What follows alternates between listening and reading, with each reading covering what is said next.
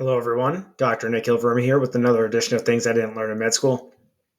Today, I want to talk about a little bit of my why, the reason I am where I am today, and the reason why I chose private practice, and the reason I chose physical medicine rehabilitation, et cetera, et cetera. Um, yeah, just kind of an insight to show other people, where I'm coming from and why I've chosen my practice, and try to give other people an understanding of why I'm passionate about what I do. So, this past October actually had been a little bit of a tough October for me. Had some uh, issues going on with family and stuff. Nothing terrible that we can't overcome. Just it's been a challenging, questioning month for things. And I was thinking back to something that I heard when I was in college um, from football coach Jim Tressel when he was coaching Ohio State. And the saying is November is for winners. Now, I think this quote is really encouraging, right? Like for someone, especially in my position. But I think the idea for him was what he was saying. November's for winners. November is the time that you really need to buckle down. You need to win your games. You have your conference rivals.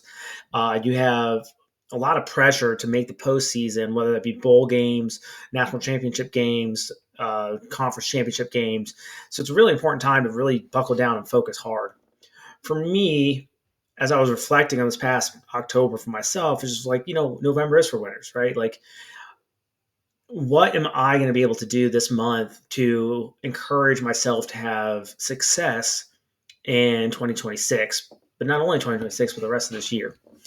And as I was reflecting on a lot of these things over the past few weeks, especially at the end of October, early November, is it's been very interesting looking back at my life how monumental Octobers were for me and what life-changing events occurred in my past that helped me bring me to where I am today. So, I'd like to start probably back in high school. I love football. I was a football player. Um, it was something that I had a little bit of skill at, a little bit of talent at, a little bit of athleticism at. It's easy when you're at a smaller D5 school, but I got a lot of playing time as a freshman. In my sophomore year, I was starting most games. It was kind of splitting with starting games depending on what our matchups were with another defensive back, and it was really encouraging. You find your footing, especially in high school when things are a little bit awkward. You don't know where you fit in exactly, and it felt great to have the encouragement from staff, from teachers, from other parents, from girls, from your colleagues, all that kind of stuff. Well, in October of that year, it must have been our fourth, maybe fifth game of the season. I was running during a game and I felt my back give out. Now, it wasn't enough to take me off the field right there, but I couldn't sprint anymore. And we were trying to work it out on the sidelines, and nothing was really given. I was able to finish that game, but I wasn't 100%. And thankfully, we were able to win that game, and I didn't have to play much in the fourth quarter. But that led to a long month of physical therapy, x-rays, chiropractic work, and nothing was really working. So after about 4 weeks, this might have been late September. This was all through October. Well, at the end of October, um, I I still couldn't, get up to full speed when I was sprinting, and I hadn't played in over a month, and I was just itching to get on the field. And I remember we were winning this game, and coach came to me and was like, "Hey, are you ready to play? Do you think you can get in? We really need you because one of the other players got injured." I said, "Yes, I'm ready. Put me in." But I remember uh, we didn't. I didn't even end up needing to go in for that play or that game, and we ended up winning. And we, you know, it is what it is. I got off the sidelines. I got after the game, and I was just leaning up against the field house, where our weight room is, our changing room, locker room is, and I just remember feeling so sad and so upset. And man, did I cry! I cried so hard in front of everybody, in front of my family, my friends. the coaches. Thankfully, one of my coaches, the head defensive coordinator, came up to me and consoled me and, pulled me aside and said, listen, man, I know you want to play. I know you're itching to play, but we got to make sure that you're safe.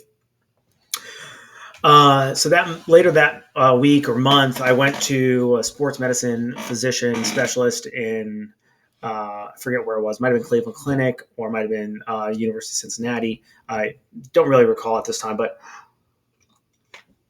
they did a bone scan for me and showed that I had this pars fracture that is pretty common in high school athletes, especially that are doing extension-based activities.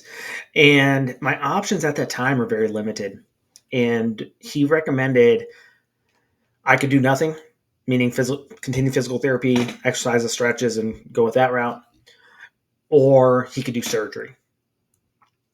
If we were to do surgery, he would have fused that section of my spine, and then 10 years down the line, I need the next section fused, et cetera, et cetera. So it doesn't seem so appetizing as a 16-year-old, 15-year-old, kid at that time. Man, that's a lot of surgeries. My family had a lot of pain management physician friends, and they were recommending they could do injections, but that also didn't seem too interesting to me. Now, I'd always been interested in health and nutrition and exercise. I loved lifting weights. I loved doing all those kind of things, exercise training, improving. So I said, I'll just do the physical therapy. So that was kind of the end of my football career. But that got me so deeply engraved into anatomy and physiology and learning about this stuff and learning about how to lift and lift properly and core strength and all these kind of cool things. So that was kind of, like a sparking point for my life.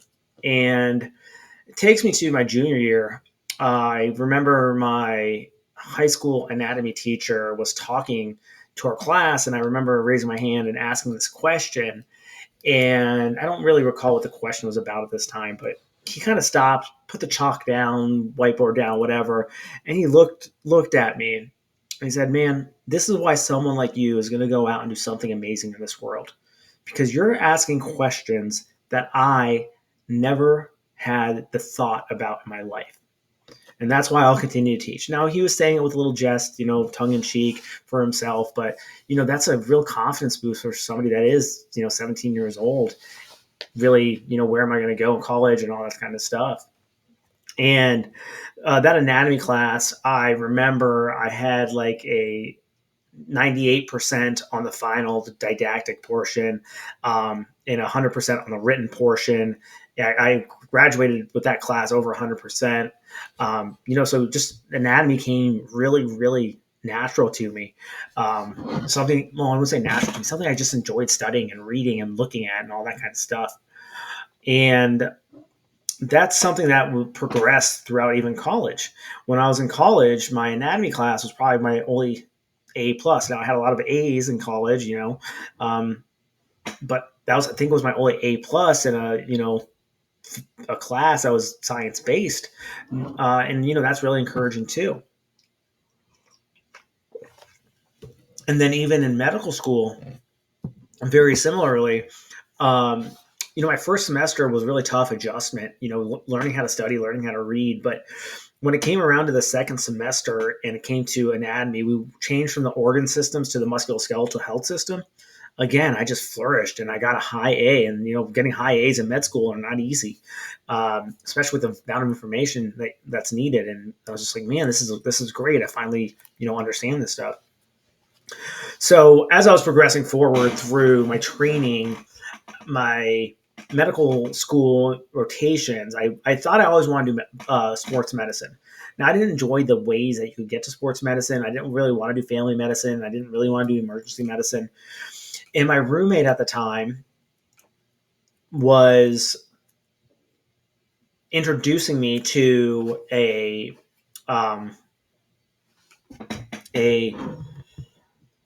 field of medicine that I wasn't aware about, physical medicine rehabilitation. He said, hey, man, I'm doing this rotation in physical medicine rehabilitation. I have 2 weeks left on my rotation. You can sign up for the 4-week rotation and join me for 2 weeks, and we can at least, talk about things. And so I was like, all right, sounds good. So I went there and with him, Evan DeMint, and he's a practicing physical medicine rehabilitation doctor in San Diego. Still one of my good friends. Talk to him all the time. And we were separated by the residents we were following. So I was following this group of residents, and it was great. I will tell you, the first day, it was everything I cared about in medicine. We got to work with patients had post stroke, post hip replacement, post major surgery, post cancer surgery, heart attacks, other debilitating diseases, neurological diseases, musculoskeletal diseases. And we were taking care of these patients, but also giving them goals, working with them on their goals, trying to make sure that we give the proper equipment, the proper medication, the proper support networks they needed to have a successful life on the outside, where they would no longer consider themselves handicapped or disabled. Well, they might be disabled, but they can still do things at a handicapped level. And that's, where we were trying to push things for. And I just loved it. I love that kind of medicine. And then our clinics were even better. It was everyone that was dealing with musculoskeletal pain, hips, shoulders, knees, back pain, neck pain, headaches, ankle pain, neuromuscular disorders, all these crazy things that you wouldn't even see in other clinics, because we were the specialists in this. And it was so awesome to see. It was so awesome to learn. And I just remember really loving that rotation. I love the residents. I love my other medical students. It was such a great experience for me. And I realized, like, yeah, this is exactly what I want to do. So the next, couple months, I really changed my application process from family medicine and emergency medicine to physical medicine rehabilitation, because that was one of the routes I could go to get to uh, sports medicine fellowship. And as I went through, I got my rotation. I got accepted into physical medicine rehabilitation. I did my intern year in Michigan. And, intern year, the transition from medical school to intern year is very difficult. You go from having a lot of time to study and read um, during your rotations, during these 18, 20-hour shifts. Um, but you weren't really responsible for too much outside of maybe one or two patients. So you had a lot of time reading and researching and asking questions and standing in surgeries. But you go from that to handling your own caseload of, 10, 8, 10, 12 patients. I forget what it was at this time, but that was, really nerve wracking. And of course, we had the support of our upperclassmen and the attendings, but, it was a tough adjustment. And this is the first time I'm living on my own, right? In med school, I had medical student friends. I didn't have any friends in Michigan. Um, you're out on your own. That was the first time I felt like I was on my own, despite having co-interns, and, they were a great group, but some of them had families, some of them were married, were in different parts of our life. And it was, just kind of hard. Right. And so coming around October, again, this is my, overarching theme of, where we are of, November's for winters. October turned out to be a really difficult month for me, because I was going to take my step 3, the last, step exam that we need for licensing. And I was, going through some relationship issues. I was homesick. I was sleep deprived, but, there was one shining bright light that came out of that month. And it was, my attending, Dr. Jason Peter. He's a pain medicine doctor, dual board certified in sports medicine and pain medicine, working in Michigan. So I got to do a rotation with him that month, and that rotation really helped me learn what pain medicine was about and sports medicine was really about. And he was a great mentor to me, and he was really supportive of me in that month, despite, what my issues were going on. And still someone who I talk to frequently, and still a mentor to me. And he's been gracious with time and conversations and all the above. That November, after I was done with my exam, it became a really life-changing month for me, because I was going through so many things.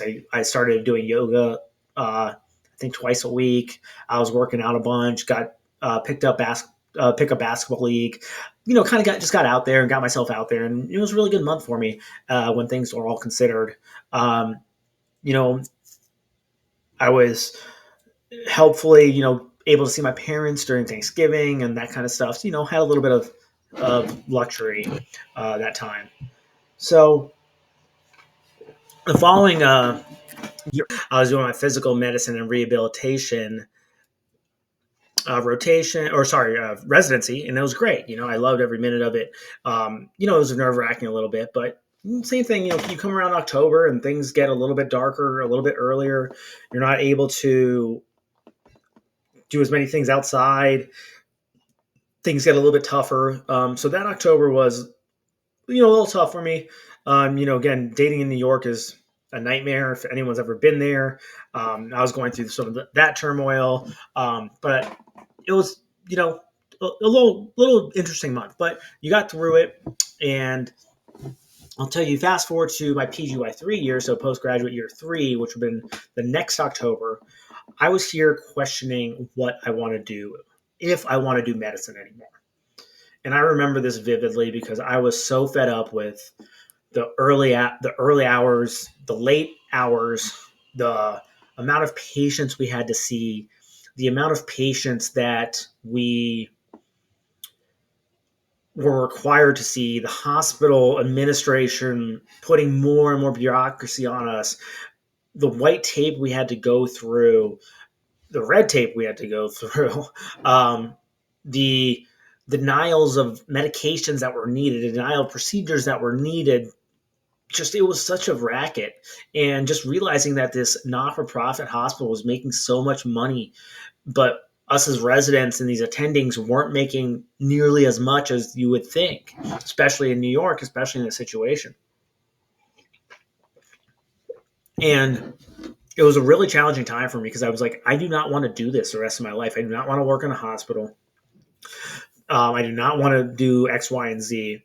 And earlier, I think it might have been September, I did a 2-week rotation with a sports medicine practice, and I absolutely hated it because it was essentially the same clinic that we did, but I was forced to do sideline coverage, which I don't mind doing sideline coverage, but if I'm watching a sport, I want to sit there and enjoy the sport.